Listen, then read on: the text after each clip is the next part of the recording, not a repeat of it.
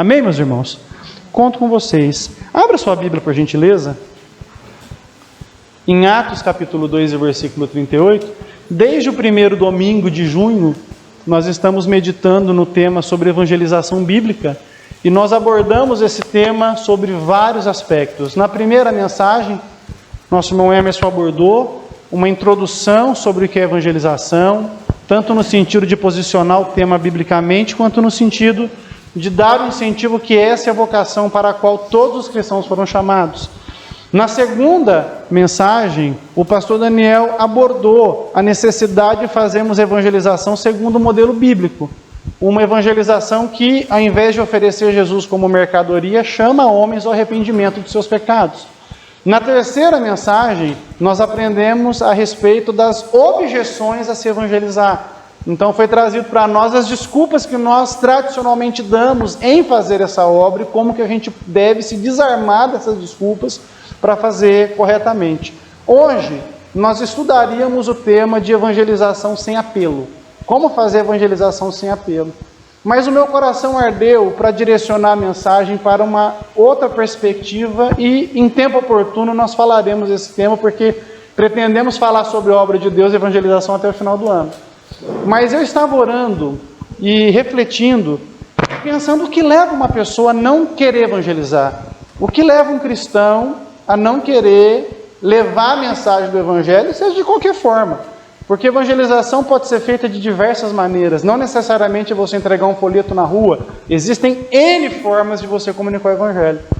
E uma preocupação que meu coração sentiu e que meu coração ardeu por ela, é que muitos irmãos não sabem o que é salvação, não é? Eles estão na igreja há anos, mas eles não entendem o que é isso, e como eles não provam da doçura da alegria da salvação, eles não sentem desejo de comunicá-la. A gente está num cenário mundial de pandemia terrível, e eu tenho certeza que se alguém descobrir a cura, ele vai ter o maior prazer de falar, descobrir como é que cura isso.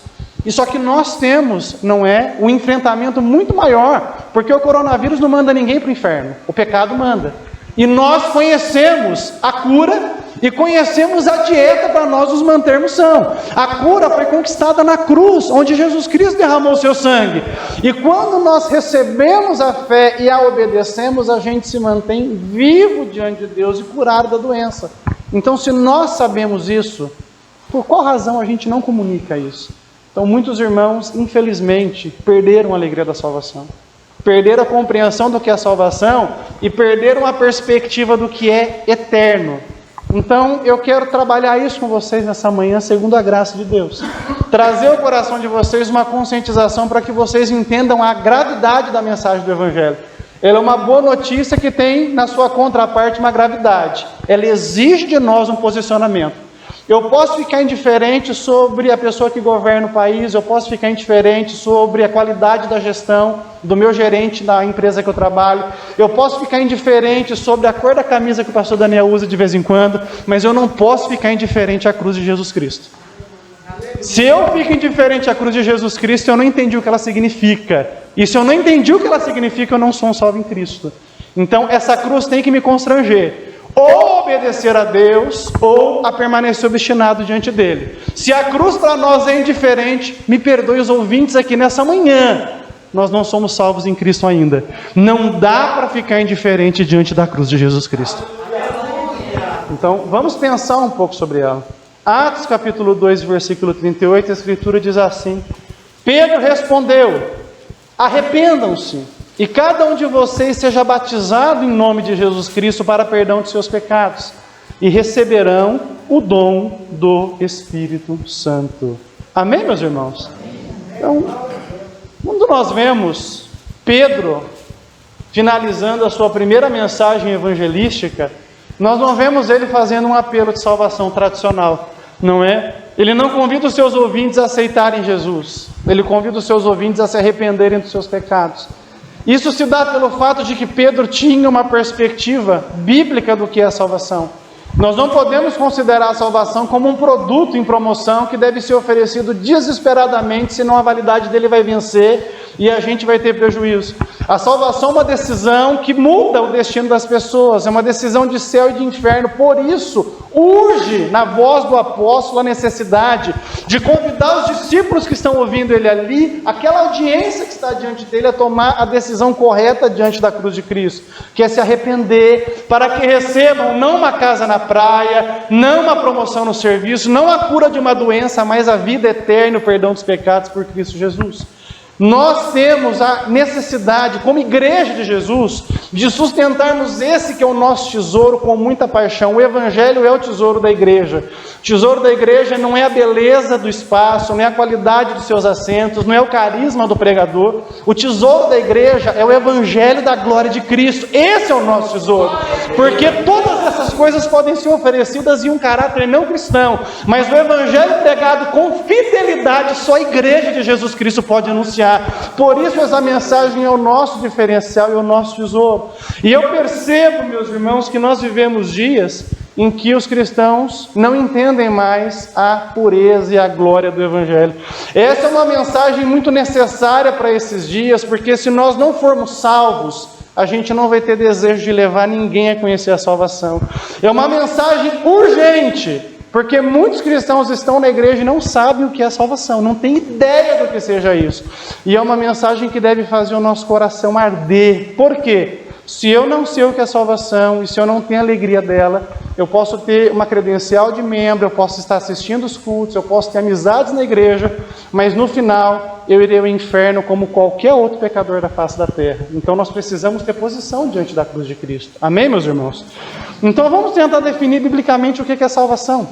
A primeira coisa que a Bíblia nos fala sobre a salvação é que a salvação é um ato soberano de Deus, porque foi decisão dele resgatar pessoas da raça humana por intermédio de Jesus Cristo.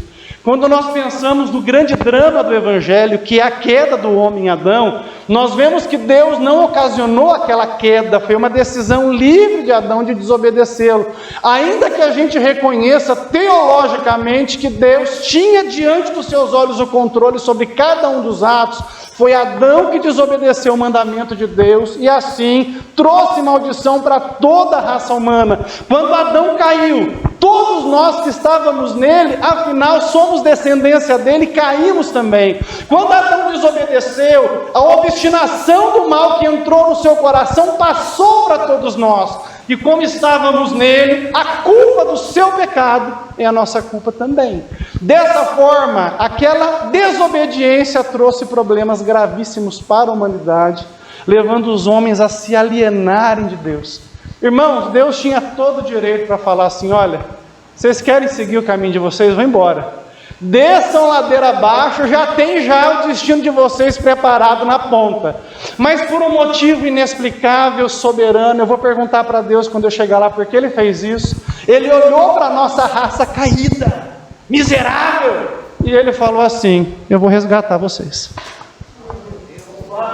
Ele quis fazer isso, Ele não tinha obrigação. Você pode glorificar o nome de Jesus Cristo? Ele quis fazer, essa é uma decisão soberana. Abra a sua Bíblia no Salmo 68, no verso 20. É muito interessante, nós percebemos que a Bíblia sempre associa a salvação com Deus. É uma obra dele, nasce no coração dele, parte do coração dele, é uma obra soberana. Salmo 68, versículo de número 20.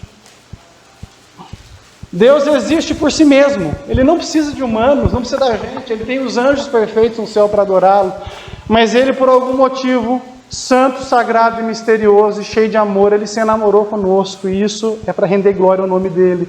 Salmo 68, verso 20, quem encontrou, diga glória a Deus.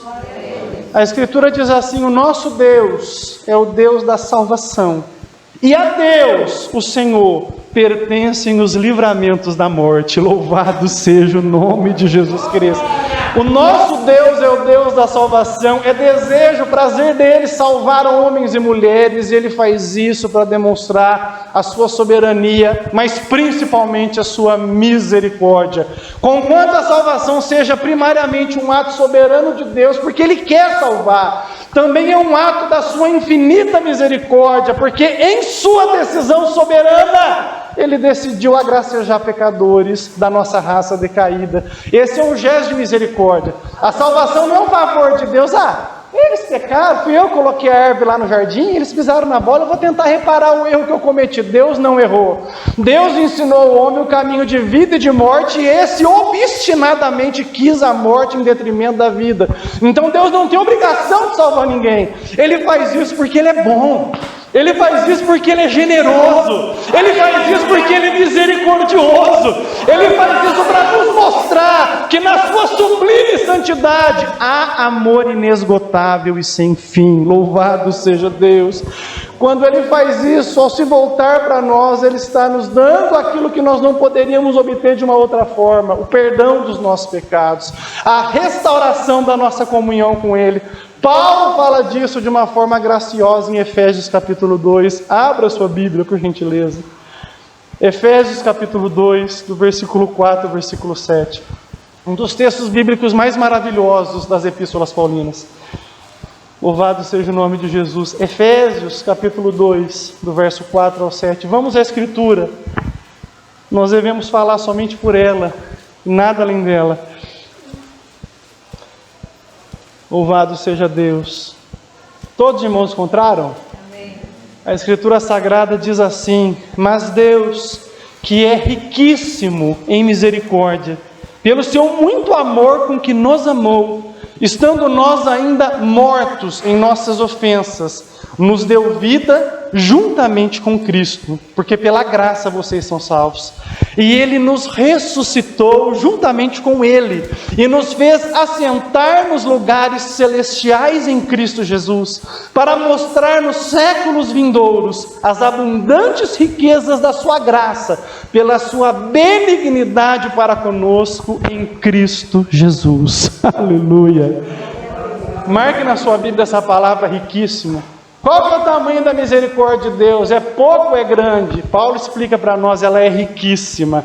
Deus tem muita misericórdia no seu celeiro, e nessa demonstração de misericórdia, Ele muda o status do homem de uma forma completa. O homem pecador se torna filho de Deus. O homem morto em delito e pecado se torna vivo em Cristo Jesus, o nosso Senhor. O homem decaído na lama do pecado é colocado em lugares celestiais em Cristo Jesus. O homem culpado pelo seu pecado é justificado pela fé no Salvador. O homem que caminha passos largos para o inferno é introduzido no céu pela glória de Deus e pela sua graça.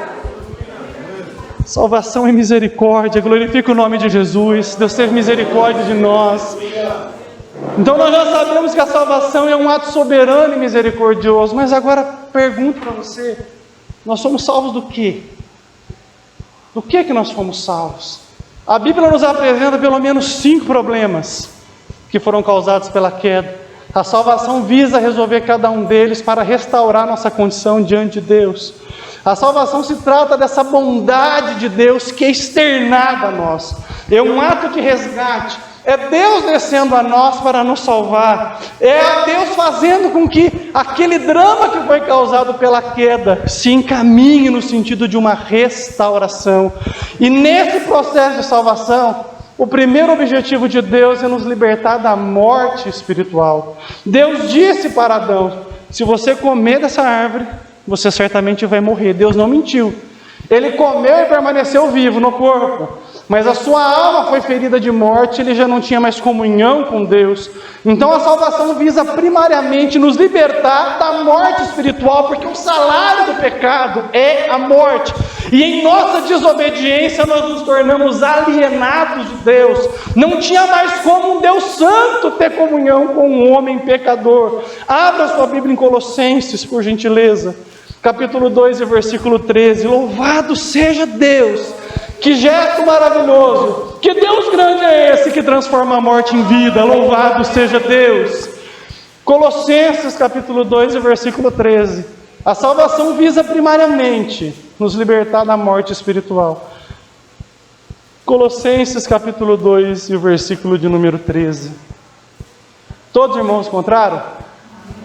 A Escritura Sagrada diz assim: e quando vós estáveis mortos nos pecados e na incircuncisão da vossa carne, Ele vos deu vida, juntamente com Cristo, perdoando todas as vossas ofensas. Deus nos deu em Cristo vida no lugar da morte. Que maravilha! Você pode glorificar a Deus por isso? Que boa notícia é essa? Ele pega a nossa morte e Ele fala: eu vou dar vida para vocês no lugar. Num gesto gracioso. Então, o Evangelho fala que a morte pode ser transformada em vida, por aquele que venceu a morte e ressuscitou, Jesus Cristo, nosso Senhor. A salvação também visa nos libertar da escravidão do pecado, porque o pecado ele tem um poder de atração violento. O pecado, irmãos, ele se enrosca com a gente, ele nos aprisiona. A Bíblia fala que um abismo chama o outro abismo, e nós vemos isso no pecado.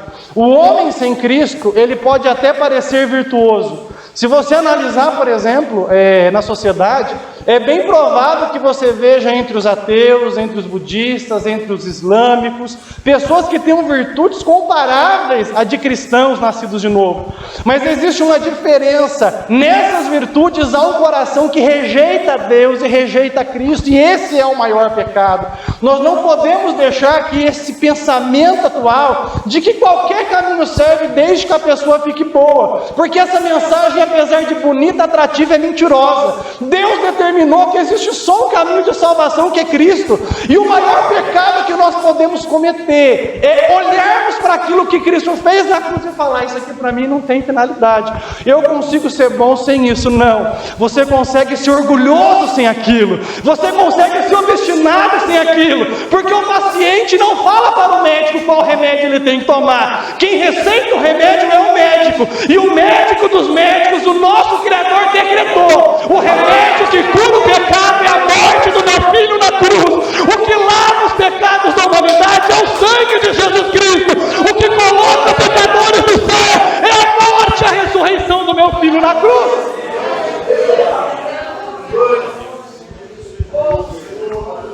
Ah, mas a pessoa é boa, sem Cristo está condenada. Não, mas ela é melhor que muito crente. O problema dos crentes que são ruins, o caminho do céu ainda é estreito. Não vamos confundir alhos com bugalhos. A Bíblia fala de um caminho estreito. E o caminho é estreito porque o pecado nos escraviza, nos mantém amarrados. Então, sem a graça de Jesus Cristo, nós não temos resistência às inclinações do pecado. E todas as obras que nós praticamos visam a nossa própria glória e o sentimento nosso de justiça própria. Eu vou fazer o que eu acho que eu tenho que fazer. Abra sua Bíblia em João capítulo 8, versículo 34. O próprio Jesus falou muito claramente sobre isso. Não dá para servir dois senhores. Ou servimos a Cristo, ou servimos ao pecado. Não tem outro caminho. João capítulo 8, versículo 34. Louvado seja o nome de Jesus. Quem achou, diga glória a Deus. Respondeu-lhes Jesus: em verdade vos digo, que todo aquele que comete pecado é escravo do pecado. Na condição sem Cristo, o homem ele é escravo desse mal que o domina.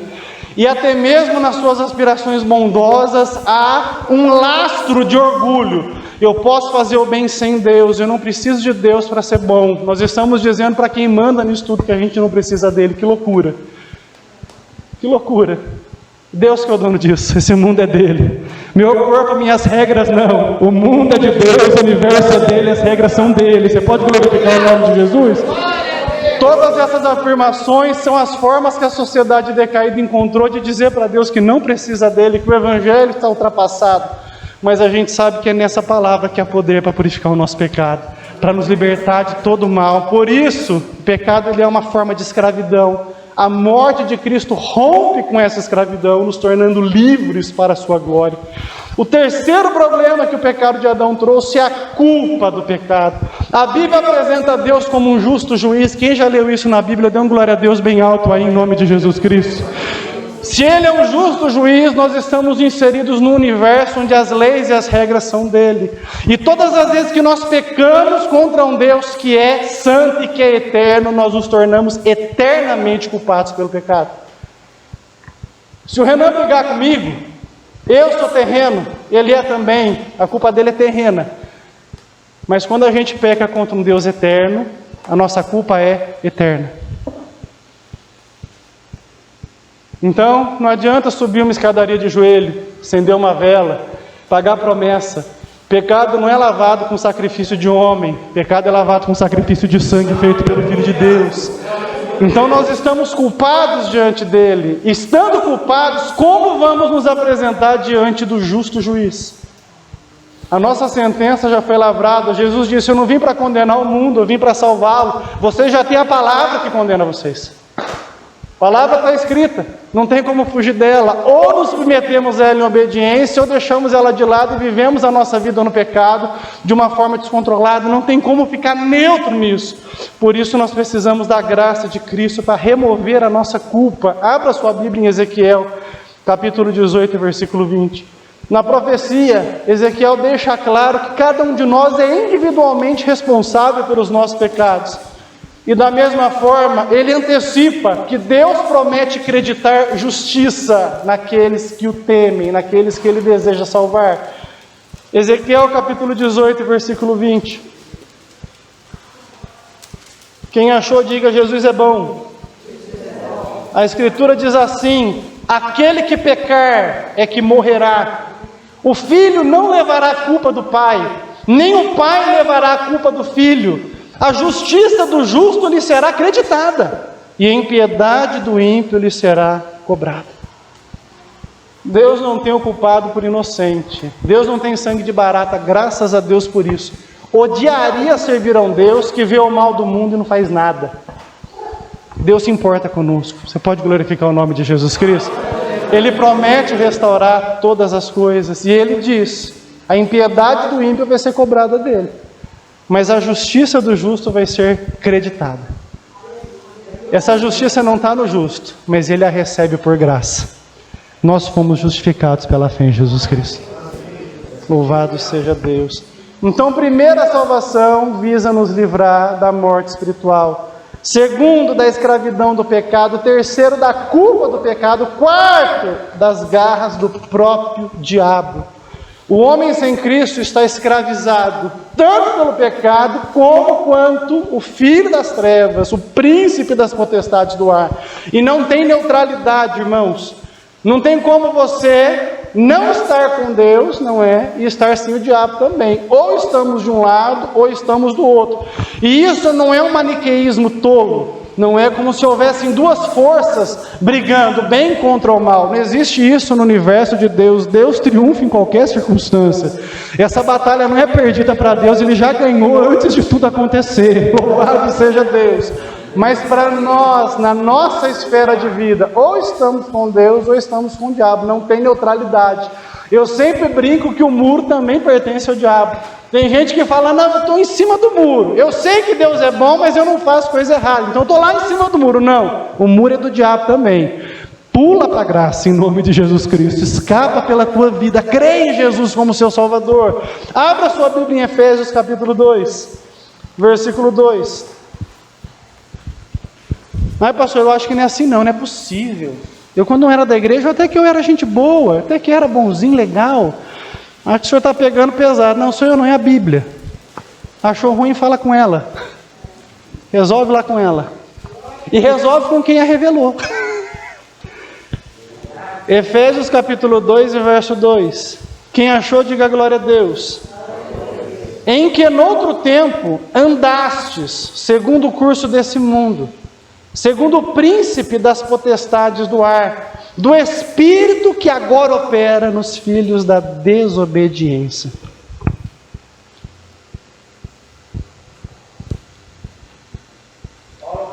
Por que os cristãos não militam por ideologias, por filosofias, por causas criadas na sociedade? Porque elas nascem de pessoas que estão andando segundo o espírito das potestades do ar. Se eu abraço uma causa, por mais nobre que ela seja, mas ela não nasceu no seio da igreja, eu posso estar operando numa causa que foi revelada pelo próprio Satanás. Então a causa do cristão é o Evangelho da glória de Cristo. Pelo que você milita? Pelo Evangelho. Mas qual que é o seu posicionamento? Evangelho. Mas você é de esquerda ou de direita? Evangelho. Não, mas é Lula ou Bolsonaro? Evangelho. Eu não tenho salvadores terrenos. O meu Salvador está sentado lá no céu.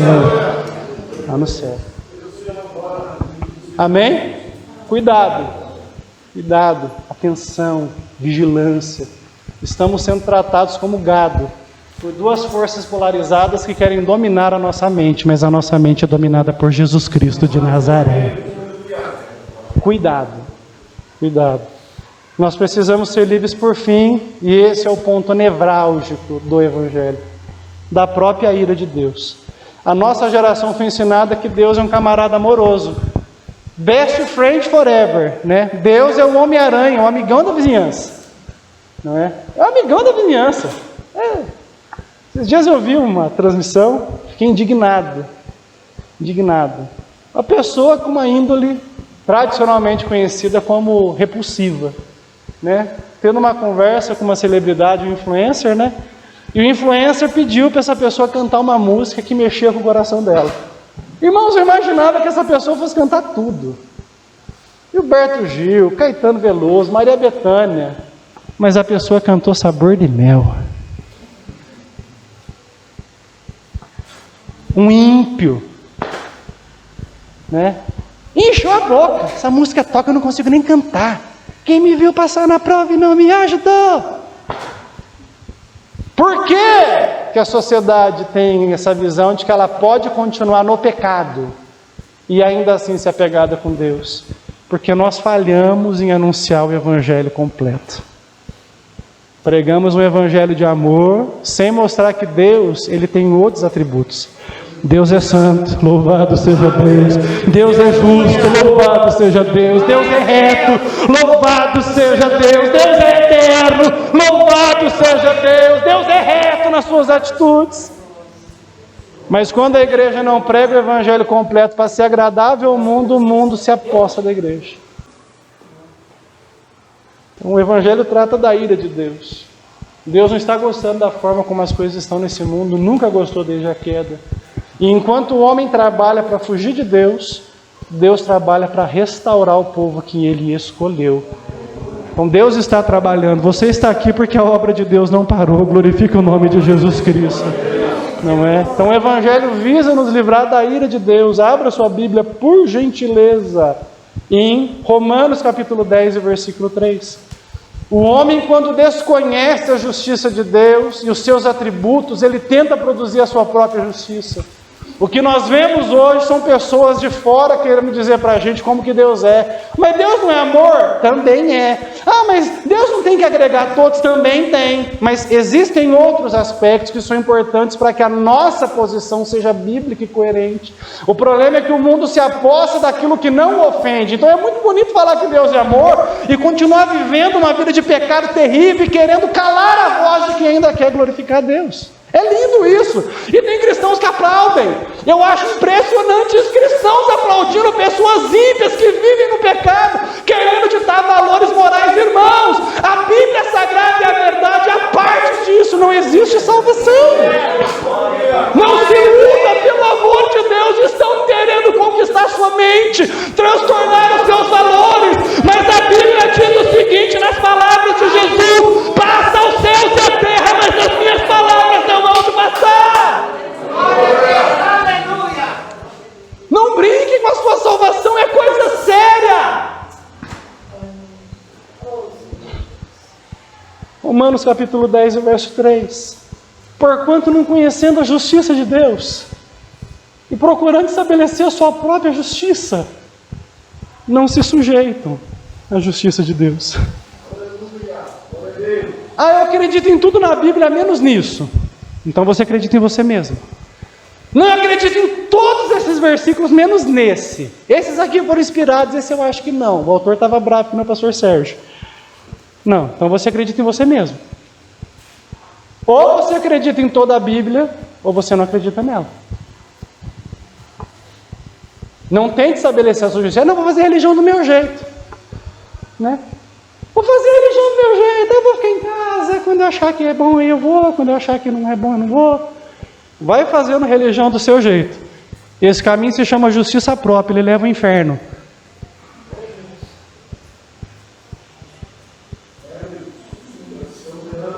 Dá para dar uma glória a Deus nessa hora?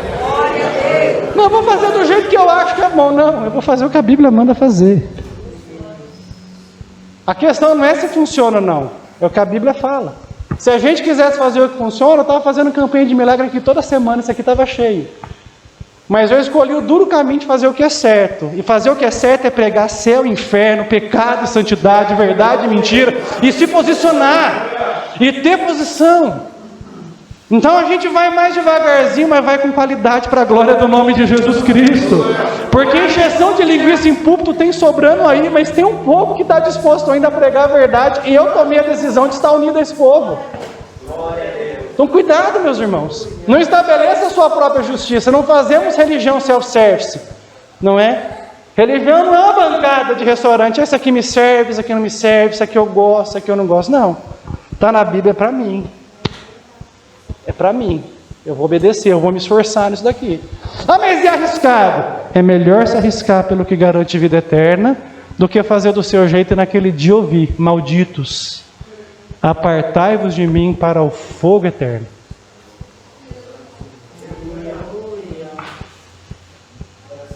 Já aprendemos o que é salvação. Já aprendemos o que somos salvos. Agora temos que conhecer o autor da salvação. Muitos cristãos se acreditam serem os responsáveis pela própria salvação. Afirmam constantemente que eles aceitaram Jesus ou encontraram. Então, para eles, Jesus é uma mercadoria que eles aceitam, ou um camarada perdido que eles encontram. Eu encontrei Jesus. Não, quem está perdido é você, não é Jesus. Jesus está bem achado no trono dele. Foi ele que te encontrou, ovelha perdida. Então, acredito a sua salvação nisso. Então, eu fiz por merecer. Eu tomei a decisão que me salvou. Fui eu que tomei a decisão que me colocou no céu. Para eles, a salvação é uma possibilidade. Então, se todo mundo aceitar, todo mundo entra. E se ninguém aceitar, ninguém entra. Então, a cruz ela é uma possibilidade, não uma realidade. Para nós, segundo a Escritura, a salvação é uma coisa concreta. Jesus morreu por pessoas específicas. Você pode glorificar o nome de Jesus por isso? Jesus não derramou o sangue dele em vão. Ninguém por quem Jesus morreu vai perecer, segundo as palavras da Escritura. A salvação não é uma brincadeirinha, não é? Unite, não. Salvação é concreta. Deus sabe o que está fazendo. Eu de vez em quando faço umas coisas que dá errado, Leandro.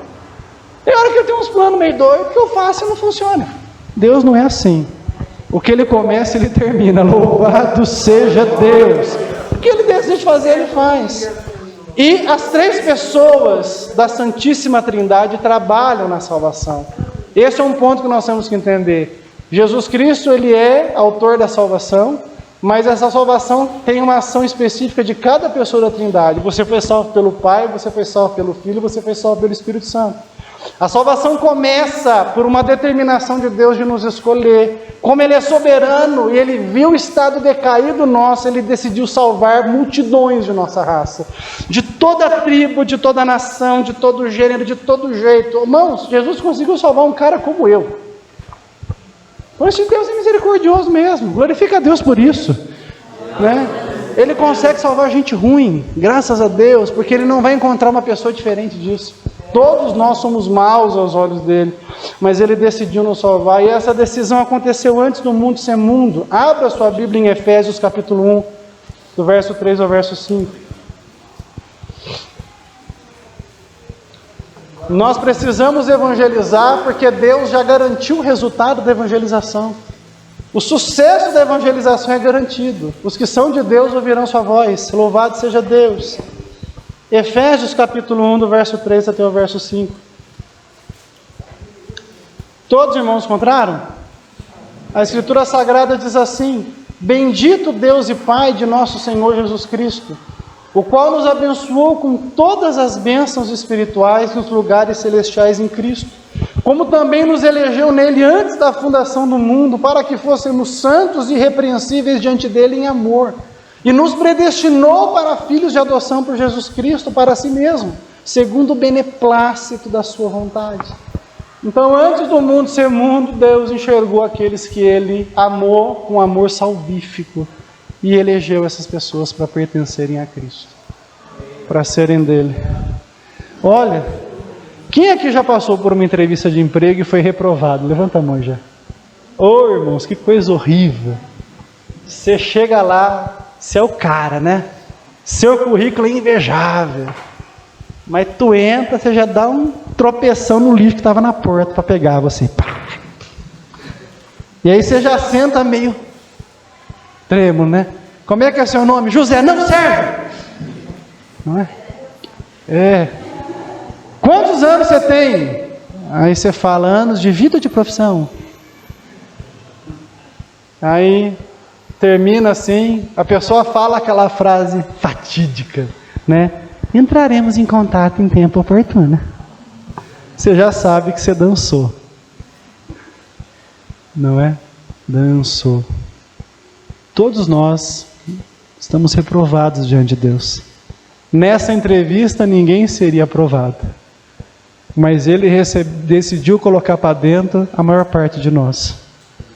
Multidões, segundo a Escritura. Você pode glorificar o nome de Jesus? Seu currículo não é bom, mas o empregador é ótimo e Ele escolheu você. Então, a salvação começa com Deus decidindo que Ele vai fazer assim. Mas as coisas que são eternas refletem na eternidade. Nós não estamos na eternidade ainda, nós estamos no tempo, na cronologia. Então a salvação, embora tenha sido decidida na eternidade, ela tem que ser consumada no nosso tempo. Para isso acontecer, o Filho de Deus fez carne, se tornou humano, obedeceu a lei de Deus de uma forma perfeita. Pedro, dando testemunho de Jesus, fala, olha, nunca se achou engano nos seus lábios. Não teve pecado, nunca pecou. Então Ele obedeceu a lei por nós, para que Ele pudesse se oferecer como um sacrifício substitutivo por esses que foram escolhidos por Deus. Dessa forma, nós vemos como que Deus é gracioso. Nós não poderíamos nos levantar e falar, Deus nos ajuda, porque estávamos mortos dos nossos pecados. Não teríamos energia para correr para Deus, porque estávamos escravizados pelo pecado. Não teria como falar, Deus, ouça a nossa voz, porque culpados diante dEle, como estaríamos diante do justo juiz? Qualquer tentativa nossa de falar para Deus, Deus, me ajuda, nós ouviríamos, vocês são filhos do diabo, vocês fazem as obras que o seu pai faz. Mas o Filho de Deus fez carne. Aleluia. Aleluia. Obedeceu a lei de Deus perfeitamente, louvado seja o nome de Jesus. Mostrou para a gente que é possível obedecer a Deus. Esfregou na nossa cara, vocês não obedecem porque vocês são ruins.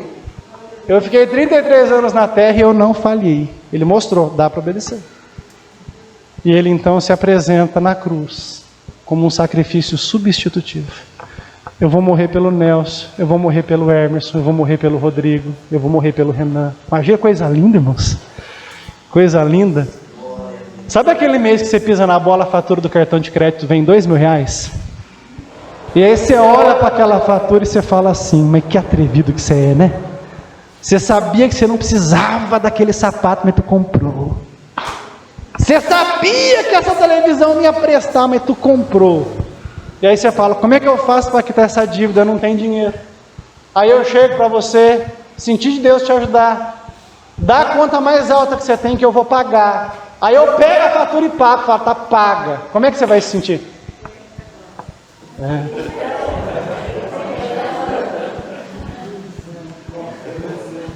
Você recebe, Vaz? Você recebe, Não vigia não, que tu vai receber uma carta do SPC. Não é? Foi exatamente isso que Jesus fez. A minha maior dívida não é a fatura daquele Visa que eu tenho que quebrar. A minha maior dívida é o pecado. E Jesus pegou o meu pecado e pagou por ele na cruz. Aleluia. Tudo que eu sofreria no inferno, ele sofreu na cruz por mim. 6 horas que foram trevas para ele, mas luz para minha alma, porque me tirou da morte. E esse ato de Jesus é surpreendente, porque o sacrifício tem que ser direcionado. Você não faz um sacrifício que abre possibilidades. Olha a antiga aliança. O israelita que pegava, levava um bichinho específico ordenado por Deus, e aquele bichinho morria por ele, em específico. Eu não podia levar um cabritinho para perdoar o pecado da minha esposa. É ela que levasse o dela. Da mesma forma, o sacrifício de Jesus não foi direcionado para todos indistintamente. Foi direcionado especificamente para aqueles que vão ser salvos. Por isso, o sacrifício de Jesus não é um sacrifício em vão. Porque ninguém por quem Jesus morreu vai perecer no inferno. Todos pelos quais o sangue dele foi derramado vão entrar pelos portões celestiais naquele lindo dia. Abra sua Bíblia em Isaías capítulo 53, verso 11 e 12. Isaías enxergou isso 700 anos antes de Cristo nascer. E 2000 anos depois de Jesus voltar ao céu, nós ainda não entendemos essa verdade. Isaías capítulo 53, verso 11 e verso 12. Nós precisamos evangelizar, porque a morte de Cristo já garantiu a entrada no céu de multidões da nossa raça. E nós temos que alcançá-las com o evangelho, porque a fé vem pelo ouvir, e ouvir a palavra de Deus. Isaías 53, verso 11 e 12, a Escritura diz assim: Ele verá o fruto do penoso trabalho de sua alma e ficará satisfeito. O meu servo, o justo, com o seu conhecimento, veja se está escrito assim na sua Bíblia, justificará a todos. É assim que está na sua Bíblia? Como é que está? Então não são todos, é específico. Porque as iniquidades deles levará sobre si. Por isso eu lhe darei todos. É isso que está escrito? O que está escrito? Muitos, não são todos, como a sua parte. E com os poderosos repartirá ele o despojo. Porquanto derramou a sua alma na morte, foi contados com os transgressores, contudo, levou sobre si o pecado de todos. Muitos.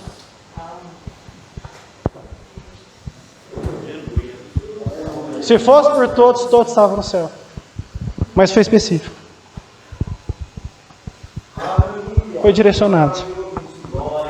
Foi por mim e foi por você. E por uma multidão da nossa raça que nós vamos alcançar pregando o Evangelho a toda criatura. E essa morte garante a entrada no céu, irmãos. Isso é o mais importante. Por quem Jesus morreu, em específico, essa pessoa vai chegar lá. Abra sua Bíblia em Romanos capítulo 8, versículo 32 ao 34.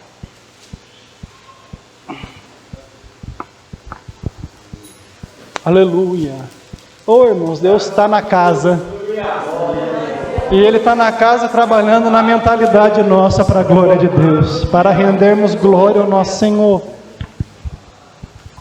Romanos 8, 32 ao 34, a Escritura diz assim: Aquele que não poupou seu próprio filho, antes por todos nós o entregou, porventura não nos dará graciosamente com Ele todas as coisas?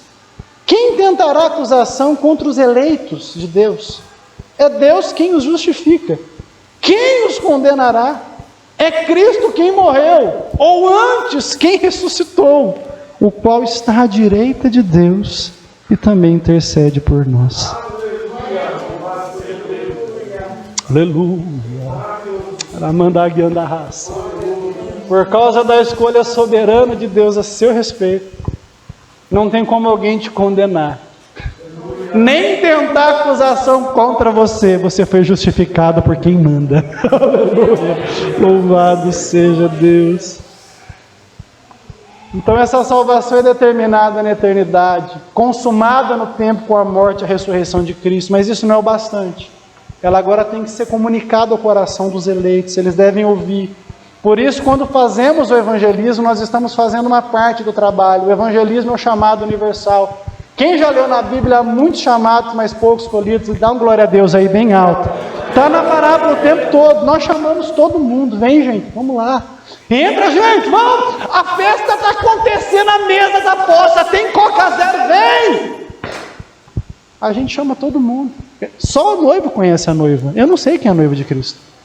Então é meu dever chamar todos. E eu chamo, irmãos, com fervor. Por quê? Eu sei que aquele sangue pagou o preço já. Eu chamo para que venha. Mas efetivamente só vai vir aqueles que ouviram a voz do bom pastor e decidiram segui-lo. Então, como que essa experiência acontece? Quando o Espírito Santo convence eficazmente, não é aqueles que Deus decidiu salvar. Então é necessário que a obra de Cristo seja comunicada ao coração. Porque senão, irmãos, a gente prega e não acontece nada. Então, quando a gente pega o microfone, ou quando a gente senta para contar a Bíblia para alguém, ou quando a gente vai fazer uma postagem evangelística no Facebook, a gente deve orar: Senhor, essa aqui é a minha parte. Mas se o Senhor não abrir o coração, nada acontece. Eu trabalho, mas quem dá o crescimento é Deus. É obra dele. Então, nós precisamos estar nessa dependência. Eu li um livro recente, irmãos. Todos vocês que desejam ser pregadores da palavra, precisam ler a mini biografia de Charles Spurgeon, escrita pelo pastor Steven Lawson. 130 páginas, irmão, que você lê em 3 dias. Não houve, nos últimos anos, um livro que me confrontou tanto como aquele ali. Ao término do livro, irmãos, eu não tinha mais aonde apanhar. Não tinha mais aonde apanhar. Eu falei: Jesus, chega, eu não aguento mais, eu não aguento mais, eu não aguento mais, eu não aguento mais. E ele, no final, o último capítulo é dedicado justamente para falar sobre a forma como Spurgeon dependia do Espírito Santo. Ele era um homem, um teólogo nato, um teólogo público. Defendeu a fé reformada numa Inglaterra anglicana, pregando contra os abusos do anglicanismo, contra os abusos da coroa. Chegava a ter 10.000 pessoas em cada reunião que ele fazia, ávidos pela palavra de Deus. E ele era pesado de língua. E perguntava: a quem você acredita o sucesso do ministério? Ele falava: eu não acredito a mim, eu acredito ao Espírito Santo. Um reformado sensacionista, diferente da gente que somos reformados pentecostais. Mas ele dependia do Espírito Santo. Ele conta na biografia que quando ele ia subir ao púlpito, os púlpitos antigos, principalmente de igrejas reformadas, eram aqueles púlpitos que eles eram uma escada redonda, onde você ficava num palanquezinho alto. E ele conta que quando ele começava a pisar na primeira cadeira, ele falava: Espírito Santo, eu creio em Ti. Espírito Santo, eu creio em Ti. Espírito Santo, eu creio em Ti. Espírito Santo, eu creio em Ti. Espírito Santo, eu creio em Ti. E quando ele pregava a palavra de Deus, aquelas pessoas, mesmo sendo um reformado que não fazia apelo, aquelas pessoas desesperadamente falavam: eu quero Jesus como Salvador.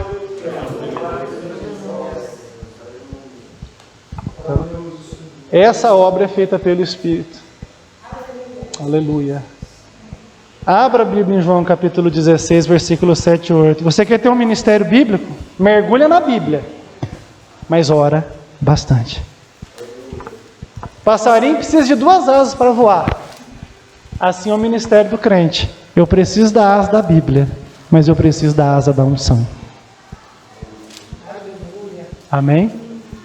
João 16, verso 7 e verso 8. Olha só o que Jesus falou: todavia digo-vos a verdade, que vos convém que eu vá, porque se eu não for, o Consolador não virá a vocês.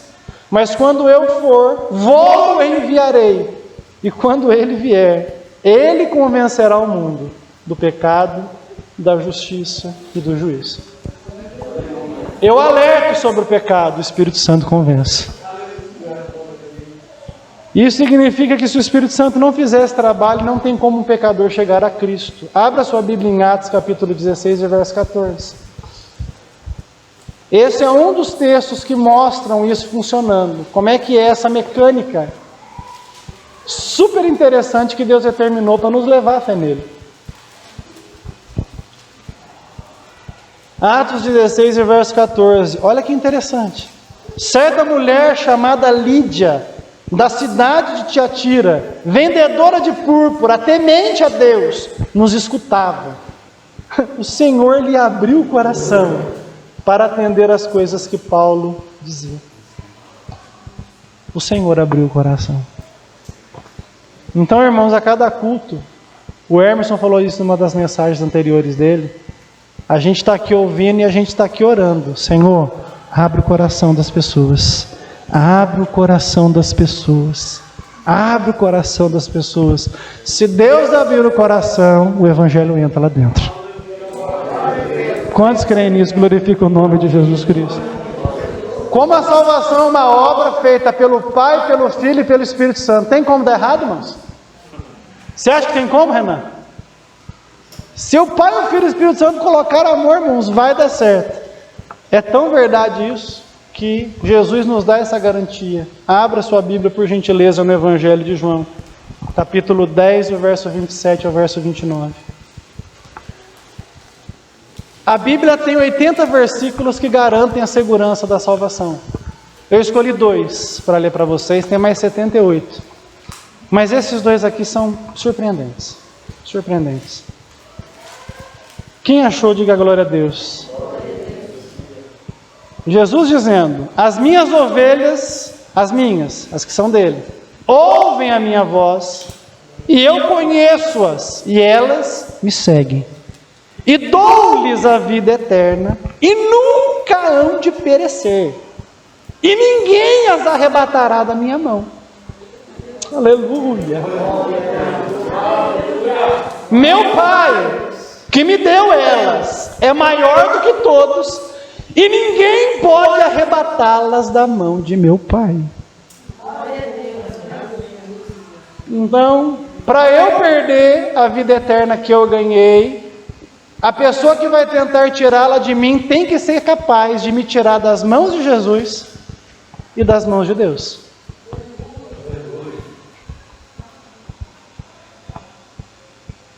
Quem tentará acusação contra os escolhidos de Deus? É Deus quem os justifica. Aleluia! Quem nos separará do amor de Cristo? Nem a morte, nem a vida, nem os anjos, nem principados, nem potestades, nem a altura, nem a largura, nem a profundidade, nada poderá nos separar do amor de Deus que está em Cristo Jesus, o nosso Senhor. Ragayando Yamandagyomandarra Shiryanaranagiandahasia. Esse é o primeiro. A gente ouviu Jesus. Vamos ouvir um servo dele falando do mesmo tema. Romanos capítulo 8, versículo 30. Mas, pastor Sérgio, eu estou anos na igreja, nunca ouvi isso. O evangelho não é para todos. Infelizmente a gente prefere falar de vitória, de milagre, de promessa, do que apresentar aquilo que pode nos salvar da condenação do inferno. Romanos capítulo 8, versículo 30. Quem achou, diga glória a Deus. Paulo dizendo: e aos que predestinou, a estes também chamou. E aos que chamou, a estes também justificou. E aos que justificou, a estes também glorificou. Você percebe que Paulo deixa claro que todos que foram predestinados serão glorificados. O que é a predestinação? É a escolha que Deus fez na eternidade a nosso respeito. O que é a glorificação? É a transformação do nosso corpo quando Cristo voltar. Então, para Paulo, quem é predestinado será glorificado. Não tem como romper esse ciclo.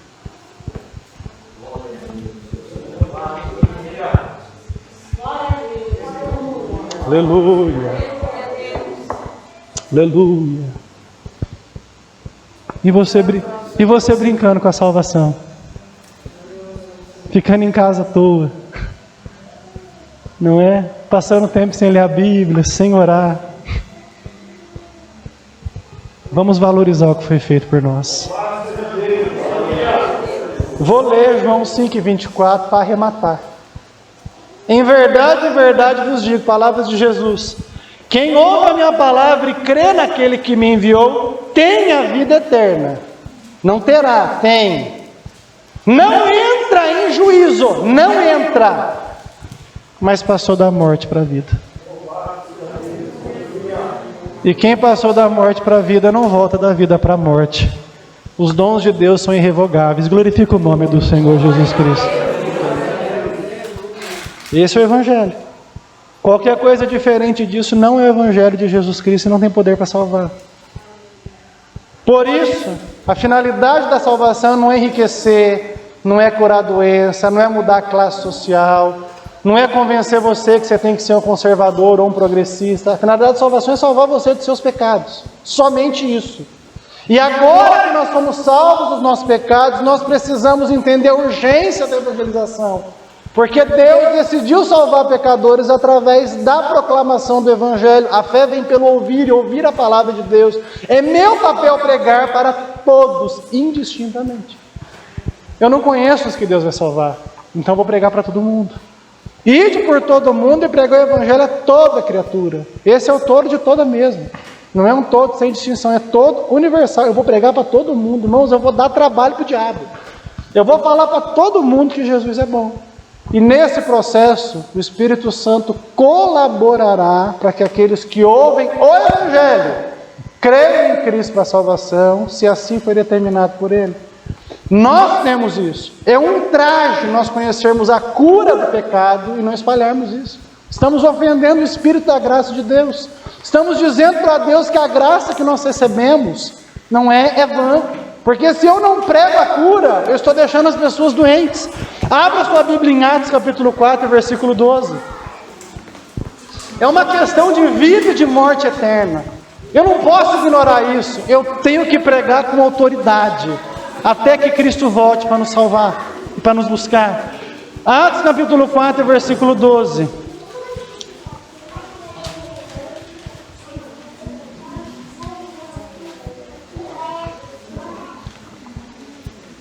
Todos os irmãos encontraram? A Escritura diz assim: e em nenhum outro há salvação, porque também debaixo do céu nenhum outro nome há, dado entre os homens, pelo qual devamos ser salvos. Não há outro nome, louvado seja o nome de Jesus. É somente o nome de Jesus, temos que proclamar esse nome. Por quê?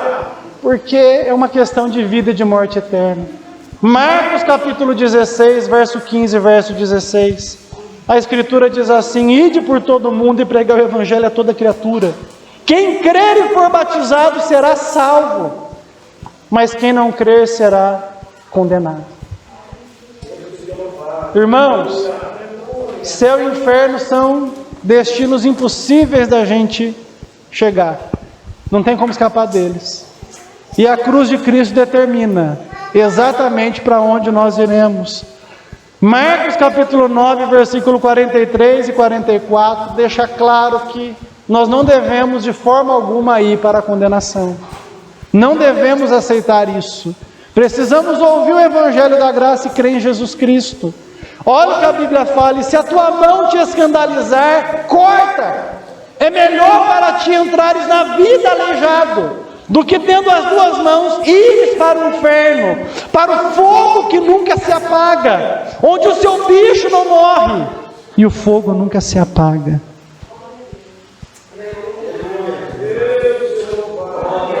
Aleluia, louvado seja Deus. Irmãos, a salvação é garantida para os filhos de Deus, e os filhos de Deus são os que abandonam o pecado. Os filhos de Deus são os que querem honrar a Deus.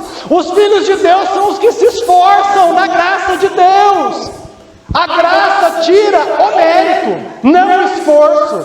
Eu não mereço salvação, jamais merecerei, mas eu me esforço por ela dia após dia. Se alguém quiser vir após mim, negue-se a si mesmo, tome a sua cruz e siga-me. Estamos vivendo um evangelho facinho, sem compromisso, sem responsabilidade, sem engajamento. Isso não é evangelho, porque a vida que eu agora vivo, eu vivo ela pela fé no Filho de Deus. Eu tenho que ter consciência que, assim como Deus conta comigo, a igreja local conta também. Então eu tenho que me fazer uma pergunta: como eu vou contribuir para que a minha igreja local glorifique a Deus pregando o evangelho? A igreja não é um passeio, não é uma sessão de cinema que você vem, ouve uma pregação e volta para casa. Essa vida tem que mudar cada aspecto do seu ser. E os dons que Deus deu para você tem que estar a serviço da igreja de Jesus Cristo.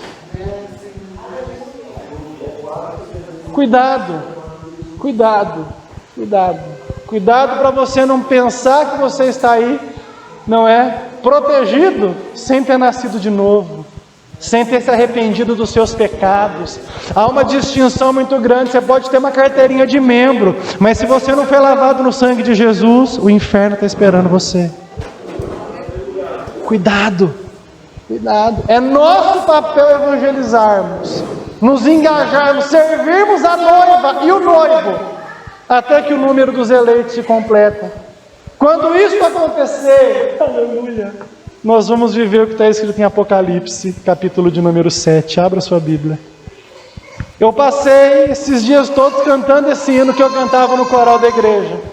Me lembrei desse hino, irmãos. Esse hino é maravilhoso. Vamos ler. Apocalipse capítulo 7, do verso 13 até o verso 17. Aleluia. Oh glória, tem oferta hoje. Louvado seja o nome de Jesus. Glória a Deus. Pode passar a salva de novo. Louvado seja o nome de Jesus. Irmãos, eu quero viver isso aqui. E eu estou aqui semana após semana brigando com vocês para vocês viverem isso também. Não vou desistir da alma de vocês. Não vou chegar lá sozinho. Eu tenho um chamado, eu não vou me calar. Louvado seja Deus. Então um dos anciãos me indagou: quem são e de onde vieram todos estes que estão vestidos com vestes brancas? E eu lhes respondi: oh meu Deus, o Senhor sabe. Então ele afirmou: estes são os que vieram da grande tribulação e lavaram as suas vestes e as alvejaram no sangue do Cordeiro. Por esse motivo eles estão perante o trono de Deus e o servem dia e noite em seu santuário. E aquele que está sentado no trono estenderá sobre eles o seu tabernáculo. Nunca mais passarão fome, jamais terão sede, não os afligirá o sol, nem tampouco qualquer mormaço, pois o Cordeiro que está no centro do trono será o seu pastor. Ele os conduzirá às fontes das águas da vida, e Deus lhes enxugará dos olhos toda lágrima. Eu quero viver isso aqui. Eu quero estar diante do meu Deus. Eu quero conservar minhas vestes lavadas e alvejadas no sangue de Jesus. Eu preciso fazer isso. Irmãos, não se fiem em falsas promessas. Não se fiem em falsos conceitos. Só o sangue de Jesus perdoa os nossos pecados. Não tenham ouvidos das vozes que tentam dizer algo contra esse nome que nos salvou, Jesus Cristo. Jesus é o caminho de salvação. Escapa por tua vida. Abandona os falsos conceitos, a mentira que tenta nos aprisionar na culpa e num pecado terrível. Mas crê em Jesus nessa noite, nessa manhã, de todo o seu coração. Creia nele de todo o coração. Larga o pecado, larga as desculpas. É inadmissível termos tempo para Netflix e não termos tempo para ler a Bíblia. É inadmissível a gente gastar energia com novela, mas não descer na presença de Deus e pedir para Ele nos transformar. Inadmissível. Inadmissível. Como que você tem nutrido a sua alma para a vida eterna, irmão, irmã?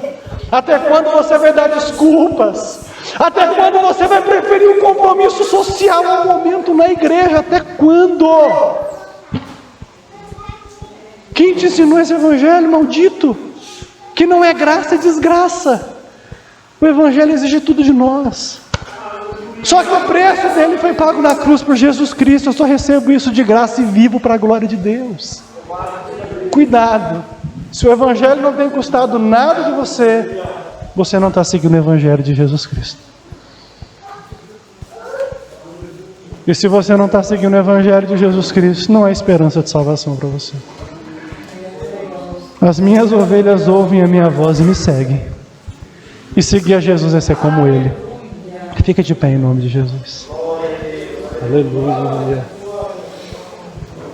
Por isso eu quero desafiar você a voltar a sentir o sabor da salvação nessa manhã. Ora, Senhor, se a gente não sentir o sabor da salvação, irmãos, a gente não sente vontade de evangelizar. de falar do amor de Deus. Só fala do amor de Deus quem está bebendo da fonte, aleluia!